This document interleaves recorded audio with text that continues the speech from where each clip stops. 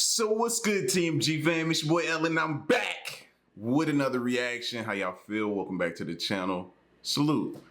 Now, after last night's video of the headlights, I ain't gonna lie, bro. It had me uneasy. I was thinking about it. I took a shower. You know what I mean? And then reading some of y'all's comments, y'all was saying, no, this is not a typical headlights incident. This is neglect. You know what I'm saying? This is neglect. So I don't know, bro. I knew something wasn't right about it but when you don't know, you don't know. And I didn't know, bro. I wasn't familiar with it. So that's why I bring it to y'all, man, for y'all to put me up on game of what that was. And y'all was like, no, that was, a lot of y'all were saying that was neglect. You know, you knew of people who had experienced situations, and it was never that bad. It was never that bad. And somebody was like, this is why you don't share baseball caps with people. You don't do certain things, you know, and this is, you can contract certain situations like that. But anyway, we back and I'm already cringing because what is on the back of this kid's neck? And she's scraping it with this tool. Y'all already got me PTSD about this type of stuff, but this is 20 things that will make you say wow. And I don't remember, but I seen a lot of y'all told me last time I said wow. So, all right, we're gonna get into this video. If you're new to the channel, man, hit that subscribe button and join the fam. All right, let's get to it. There are things in life that are somewhat blasé. You see them and say, yeah, well, so what? But some things will truly blow your mind and make you say, wow. These are things that'll make you say, wow. See, man, this stuff is giving me chills. If something just touched the back of your neck now, you're like, I'm off, man. That video last night, I'm off after that. Number 20. Removing a tick on a human body. If you've ever had a tick attach itself onto your skin, you've likely experienced the frustration of trying to get rid of it. Everyone has their own opinions about the best ways, and some people even have their swear-by methods that are just a little bit strange. For example, some people recommend burning it with a lit cigarette or even smothering it with petroleum jelly. However, what if we were to tell you that there were much easier and more effective ways? All you need is a pair of pointy tweezers and some rubbing alcohol. Clean the area with the rubbing alcohol, press the tweezers firmly down on your skin, and grab as close as you can to the tick's head. Without jerking or twisting the tweezers, pull it up firmly but slowly. You can then clean the area with rubbing alcohol again once it's removed. But your job isn't done once the tick's out of your skin. Never crush it with your fingers. Instead, put it in alcohol or in a sealed bag or container, or wrap it tightly in tape. You can also flush it down the toilet. If you develop a fever, muscle aches, a headache, chills, or a rash within weeks of the tick's removal, see your doctor and mention that a tick bit you. They carry diseases, and there may be a connection between your bite and the symptoms. So put down the petroleum jelly and lit cigarette and remove your tick in a much simpler and safer manner. Like this video, smash the subscribe button and Ain't we just a minute and 40 seconds in, bro, and I'm already like, click the notification bell right now, or this centipede will crawl on your face when you're sleeping. Number 19. Unfreezing an RV water hose.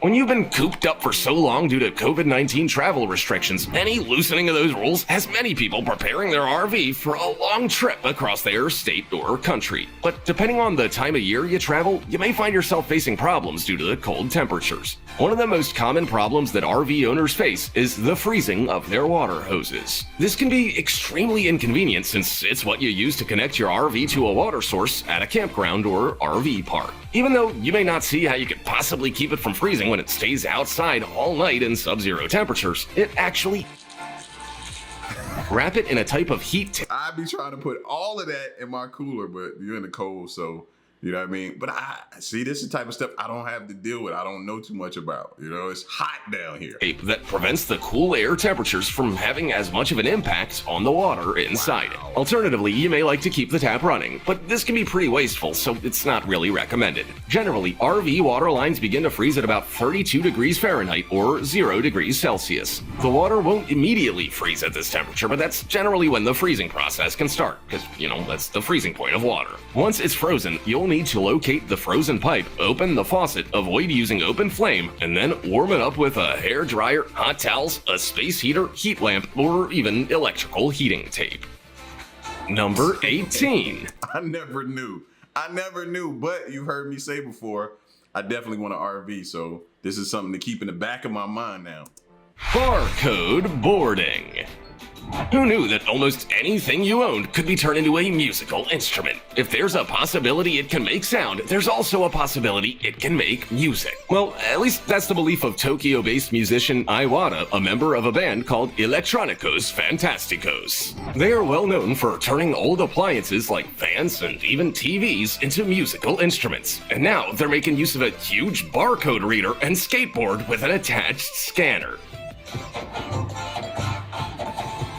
It doesn't seem very music-y, does it? But somehow, they actually make it work. I stands on a skateboard on the barcode board, with the sounds transmitted wirelessly to a speaker rather than a cash register, as it would have done in a previous life. When you picture that in your head, the last thing you expect to hear is music, but it actually works. It's the type of music you'd probably happily play at a low-key party, or in your car on the way to work. I can't wait to hear what they use to make music next. Doesn't seem like it can get much more unusual than a barcode. Number 17. Wow. Hot lava in a bucket. How do you think we got to understand as much as we do about volcanoes? It's not like we could go inside them or even touch them with our bare hands. Are we just guessing? What on earth is going on? Well, I might be able to answer at least a small part of that question. Geologists have to understand the inner workings of volcanoes so that they can predict any future eruptions. It's simply not possible to get in it for a visual inspection, so they actually put lava in buckets and test what they find in a lab. Even that sounds impossible, though, so how's it done? While geologists were investigating the active volcano Kilauea in Hawaii, they arrived in the area wearing gloves, masks, and clothing that would protect them from the heat of the volcano. They then used pickaxes on slow-moving parts of the surface. That's a risky job, bro.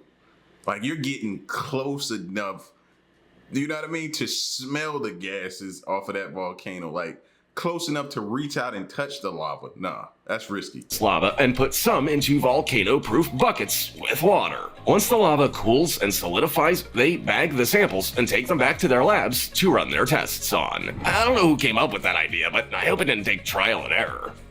Number 16. The Ghost Forest.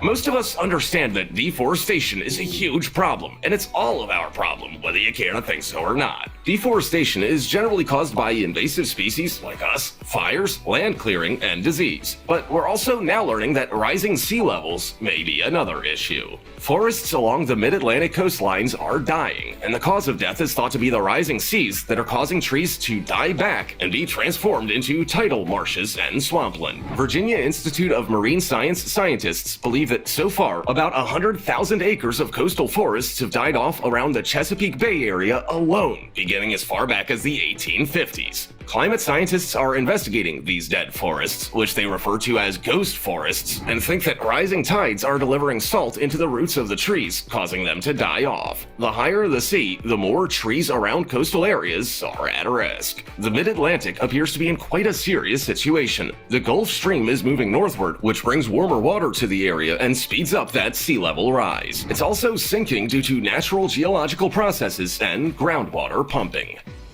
Number 15. Mount Washington wins. Mount Washington is absolutely stunning. It is the highest peak in the northeastern U.S. at 6,288.2 feet, or 1,916.6 meters tall, and it's also the most topographically prominent mountain on the east side of the Mississippi River. But for all its beauty, it's also incredibly chaotic when it comes to the weather events it experiences. In 1934, wind speeds of up to 231 miles an hour were recorded at the summit, and this world record was held until 1996. Today, it still has the record for the most powerful winds not associated with a tropical cyclone or tornado. The weather is generally quite erratic around the mountain as well. It's the path of several storm tracks that come in from the Atlantic, Gulf region, and Pacific Northwest. As you can probably imagine, any structures built around or on this mountain need to be capable of handling all this crazy weather. The main summit building was built to handle winds of 300 miles or 480 kilometers an hour. Any other structures not made to handle those winds are just chained to the mountain. Many of the structures are also closed to the public during the winter, which is when it's most dangerous to be around this mountain. Number 14. Mexico Cave. We can only really speculate when the first humans arrived in the Americas. As talented as archaeologists are, they're using the tools they have at their disposal to make Everybody like me thinking the same thing. Okay, is that white stuff on there? Is that the cocaine? Is that, what else did they find in this cave, right?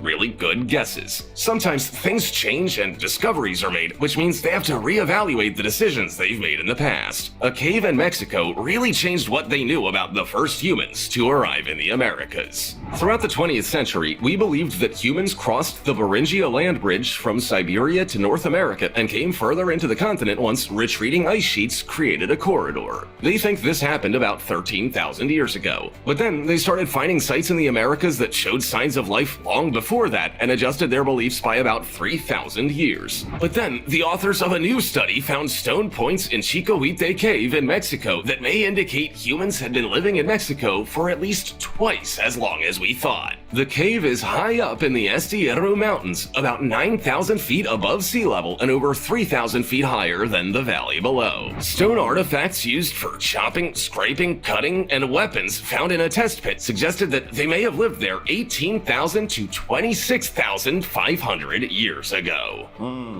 Number 13. Starlings make bird shape. Starlings are the most adaptable and abundant bird in the world, so seeing hundreds or thousands of them swarming in the sky is really not as surprising as you might think. But when you see it for yourself, it is an incredible experience, because they make shapes in the sky. Yo. Sure, they're an invasive species in many countries like the US, South Africa, Australia. Imagine all the poop on them houses, though. See, that's where my mind automatically goes to. Like, dang, that's a lot of poop to clean up on somebody's house. New Zealand and Fiji, but you can't deny the photos people have managed to capture of them are out of this world. Many photographers have been able to capture shapes of birds in the sky created out of thousands of starlings. James Crombie of Ireland took almost 500 photos of starlings around a lake, trying to capture the perfect shot of them looking like a giant bird. I mean, how cool is it to see a huge bird made up of thousands of small birds? Daniel Biber from the UK also captured an incredible shot of what looks like a giant bird with its wings spread after visiting several scouting locations over a 4-day period. They look confused the way they flying or either drunk. They all look either confused or drunk. Starlings move in such mesmerizing groups because it offers them safety in numbers, protecting them from birds of prey like peregrine falcons. They also scout out the good feeding areas together and keep warm at night. Number 12. Mercedes-Benz Stadium Roof. Car manufacturers and other giant corporations find unique ways to advertise their products and promote brand awareness. But you really gotta hand it to Mercedes-Benz. They found a way to get their brand out there in the best possible way, with a stadium featuring a roof not all that dissimilar from their own logo. The Mercedes-Benz Stadium in Atlanta, Georgia is a multi-purpose stadium that was officially opened in 2017 to replace the Georgia Dome. Mercedes-Benz obtained naming rights and would sponsor it for 27 years. I still have yet to go, and you can call it bias because the Falcons is my team, but I do live here in Atlanta. So I gotta go because that like you said, I passed by that stadium. I haven't went inside, but it's a sight to see. Which was the largest marketing deal in their entire history. With that kind of monumental occasion, you can guarantee they were about to pull something special out of the bag, and that something special would be the stadium's roof. Games can be played with it opened or closed, and an optical illusion makes it look like a giant Mercedes-Benz logo is rotating as it opens. Instead, there are 8 pedals that slide open in a straight line. Each of the moving pedals moves about 200 feet inward towards the stadium's center and provides a total roof covering. These are powered by mechanized bogies that move the pedals along a rail attached to an outer rail on roller mechanisms. Once the pedals are closed, the addition of air-inflated pillows provides a watertight seal. However, there have been reports since it opened about some leaks, but it doesn't look like that was a significant issue to sort. Number 11. A skyscraper coral reef. There's so much we don't know about our oceans. We've only explored a mere fraction of them, which means we're uncovering new things all the time. One of the most recent discoveries was in late 2020, and it was a coral reef that appears to be larger than the Empire State Building. Australian scientists found the reef beneath the Great Barrier Reef. That was a fun sentence. As they were carrying out underwater mapping of the seafloor around the northern Great Barrier Reef by far north Queensland. The reef appears to be separated and is the first of its kind to be found in over 120 years. It's about 500 meters or 1,640 feet tall, with a blade-like base measuring 1.5 kilometers or 0.93 miles wide, and its shallowest depth is about 40 meters or 131 feet below the waves. Scientists were so shocked and surprised by their discovery, but to them, it reaffirms the idea we just don't know as much as we think we do about the ocean. Schmidt Ocean... I'm screaming at the top of a mountain, bro. Every time I hear somebody say, "Oh, this doesn't exist," or "This is extinct," and no longer, bro. Let's hear this statement again, and then let somebody else tell me that. Waves. Scientists were so shocked and surprised by their discovery, but to them, it reaffirms the idea we just don't know as much as we think we do about the ocean. Schmidt Ocean Institute Executive Director Dr. Jyotika Vermani said, "To find a half-kilometer tall reef in a well-recognized area shows how mysterious the world is beyond our coastline." Number 10. Spiral Island.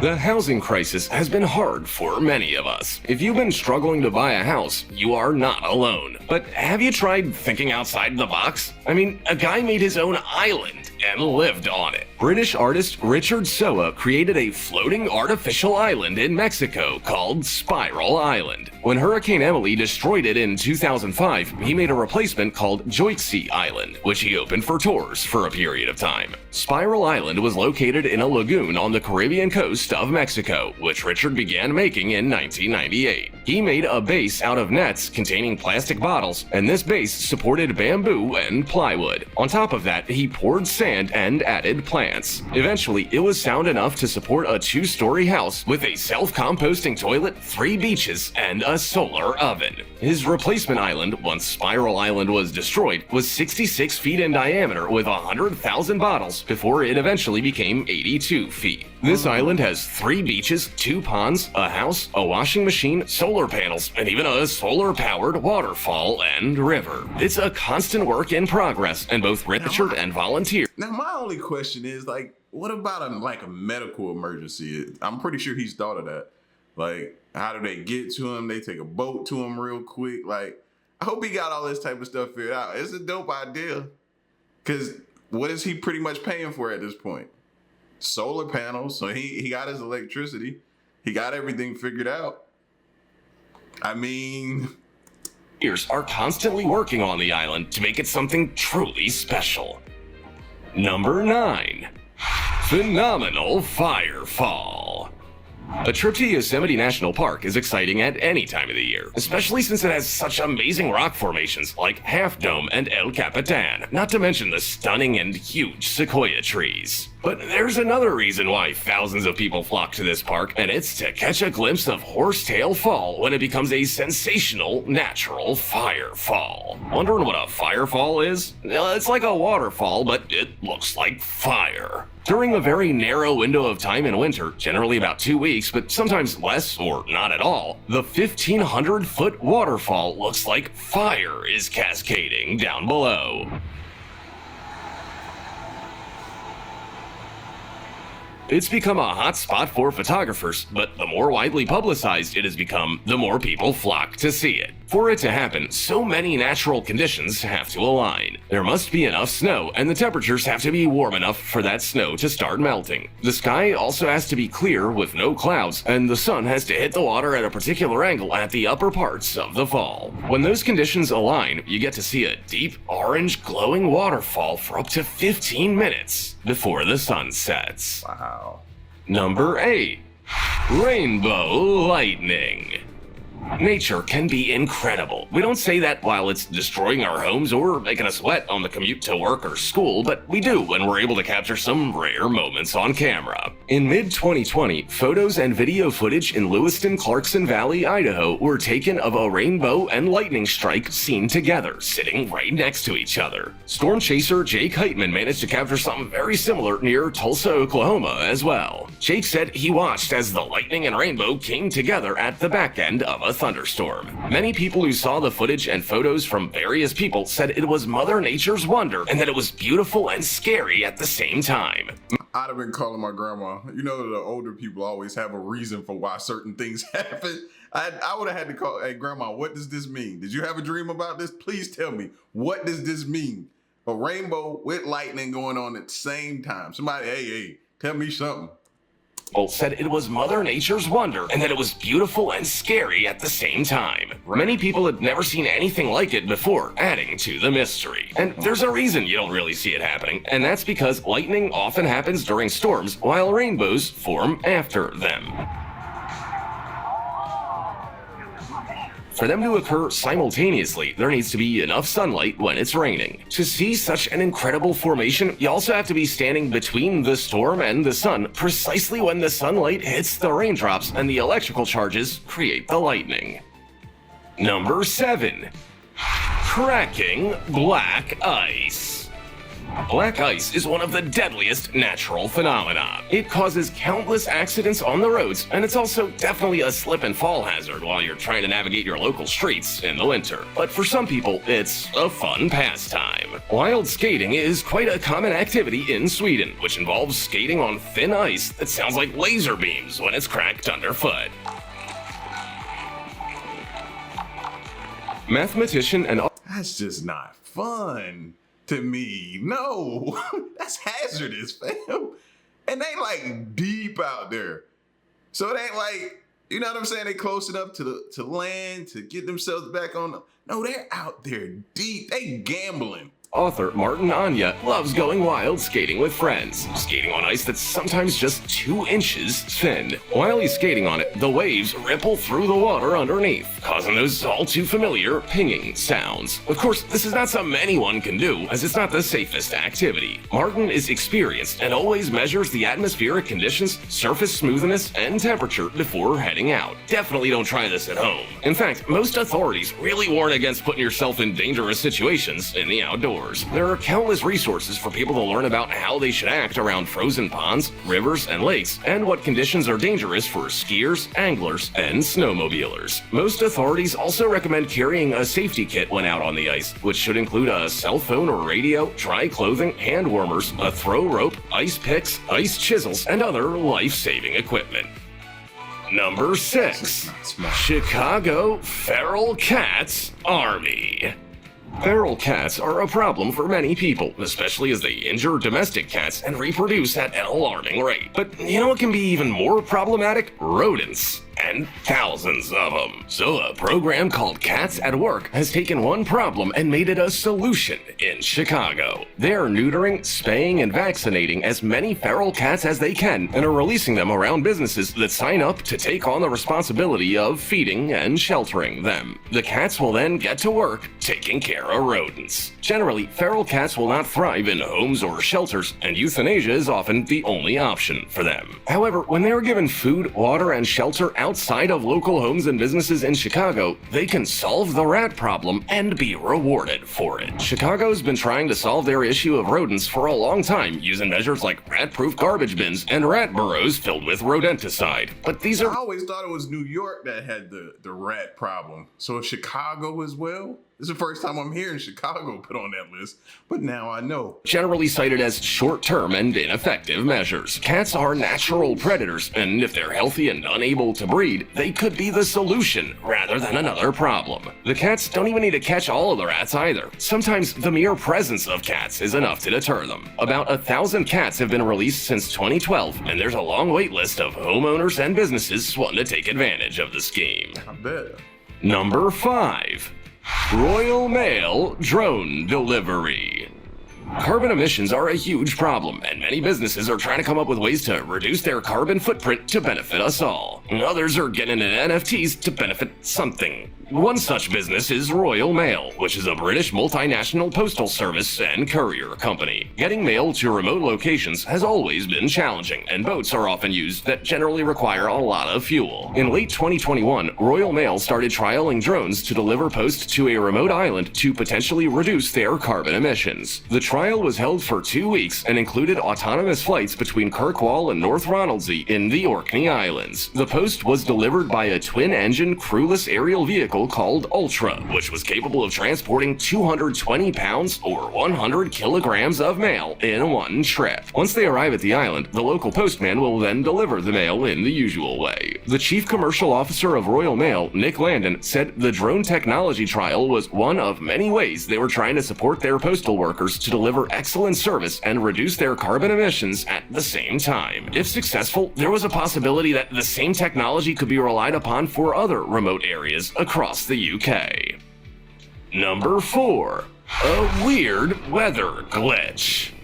Millions of people tune in for their nightly weather forecast, which gives them insight into what they can expect weather-wise for the days ahead. However, viewers were in for quite the shock, as was the weather presenter herself, when a strange glitch resulted in several copies of her body being duplicated across the screen. The Fox 9 meteorologist, Jennifer McDermott, first noticed that her weather graphics were glitching, but then saw that she too was glitching on the screen. She almost looked like an old-school screensaver. As she walked across the screen, she like Bruce. You gotta be a Bruce Lee fan to know what I'm talking about. But when he did the whole, I'd have been doing that on camera. See, you know what I mean? Y'all gotta take it back to those days. Which one was that? That wasn't Enter the Dragon. Was that Fist of Fury? That might have been Fist of Fury. You gotta be a Bruce Lee fan to know what I'm talking about right now. Huh? Where y'all at? Tap in. He created her own train of Jennifers, which would have been both terrifying and hilarious to see. According to Jennifer, seeing so many of herself gave her a headache, and she said, "I can't even handle myself, let alone 10 of me," while laughing. Even though there was quite obviously a glitch or technical issue of some kind, Jennifer wasn't able to stop the forecast. After all, people still wanted to know what the weather was going to be like, so she had to finish while navigating her way through dozens of duplicated Jennifers. How insane is that? Number 3. Plane takes off by itself. Whoa. Even ultralight planes are pretty heavy, weighing about 115 kilograms or 254 pounds with no weight on board. So even in the most powerful winds, you probably wouldn't expect that a plane could take off by itself with no one flying it and no engines running. However, that actually happened in Gelendzhik, Russia. A small plane was secured with ropes, but strong winds caused a light aircraft to perform an accidental vertical takeoff. We see these impressive maneuvers in the military, but never accidentally and without pilots on board. Apparently, winds as strong as 20 miles per second can cause a small plane to become airborne, so it's a good thing this one was tied with ropes. However, it's not known whether it sustained any damage once it managed to get itself back on the ground. So if you've ever wondered how on earth large planes manage to take off and fly through the air, this gives you some insight into how the materials they use and the shape of an aircraft allow for it to happen. It's actually a lot easier than you might think. Number 2. Mars helicopter first flight. 2021 was a pretty awful year for many reasons, but that's not to say some remarkable things didn't happen. I mean, look at what NASA achieved in April 2021. They attempted their first ever powered flight with the Ingenuity helicopter on Mars, and what an incredible feat it was. The Ingenuity helicopter is a twin-blade rotorcraft that was able to ascend 10 feet above the ground, then hover in place for half a minute. While it was doing that, NASA's Perseverance rover recorded it on its cameras. The helicopter, which weighs 4 pounds, made the incredible landing on the red planet on February 18th, attached underneath the Mars rover. This rover was sent to Mars to search for signs of ancient Martian life. The single flight test with the helicopter was the first of 5 planned ones within a month, and if those go well, NASA's California Jet Propulsion Lab will plan another 4 to see if it could soar higher and move further. These actions depended on how the first 5 scheduled flights went. JPL engineers were optimistic, but also weren't shy when it came to highlighting the challenges. An operations lead staff member for one of the cameras on Perseverance said it was really hard. She believed that this is super dope because we're that much closer to gaining a lot more information up there, bro. It's coming, and we're gonna find what we're looking for. Tests had gone well, but was aware there would likely be some surprises. The cool thing is, we get to witness it happen since video footage and photos were sent back to Earth for the world to see. Number 1. Man discovers mysterious 19th century tunnel under his home.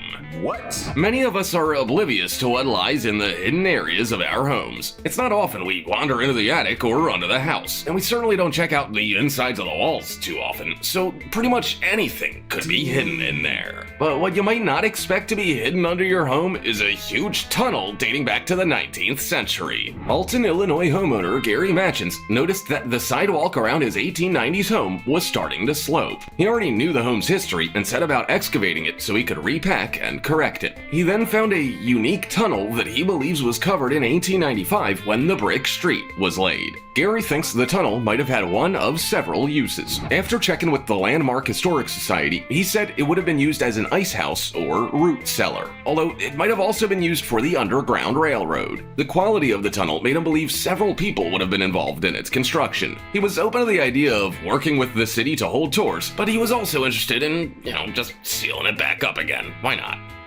Who knew that we were oblivious? See, stuff like that always makes me think, does somebody know about this and just been keeping quiet? Have they been checking in on us to see if we discovered it? And then when we did blow the whistle and say we discovered it, did they play dumb like they didn't know it was there, but they already knew or had a clue it was there?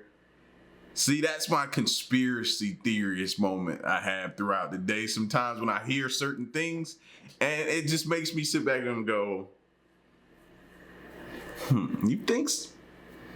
I don't know. I don't know if I trust it, man. And that's just me. I can't help it, bro. It's just in me.